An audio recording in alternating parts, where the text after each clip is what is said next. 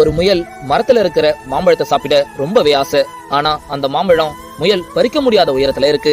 இதனால ரொம்ப சோகமான முயலும் எப்படி இருந்தாலும் அந்த மாம்பழம் கீழே தான் விழும், அப்ப அந்த மாம்பழத்தை நம்ம சந்தோஷமா சாப்பிடலாம் அப்படின்னு நினைச்சுக்கிட்டு போகுது.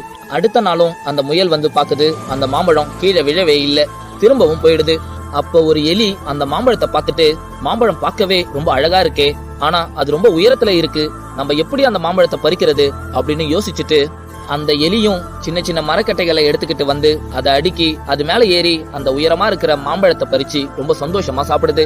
இத பார்த்த அந்த முயலும் ரொம்ப சோகமா அந்த எலி கிட்ட போயிட்டு, நான் 3 நாளா வந்து போறேன், இந்த மாம்பழம் கீழே விழும், நம்ம இந்த மாம்பழத்தை ரொம்ப சந்தோஷமா சாப்பிடலான்னு, கடைசியில நீ இந்த மாம்பழத்தை சாப்பிட்டுட்டு இருக்கல அப்படின்னு கேக்குது.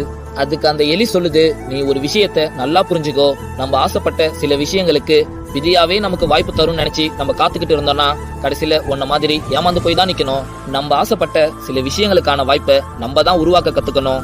ஏன்னா விதியை நம்பி ஏமாந்தவன் கூட இங்க இருக்கான், ஆனா தன்னை நம்பி முயற்சி பண்றவன் தான் ஆசைப்பட்ட விஷயத்துல தோத்து போனதா சரித்திரமே இல்லைன்றத நீ இதுக்கப்புறமாவது புரிஞ்சுக்கோ அப்படின்னு சொல்லுது.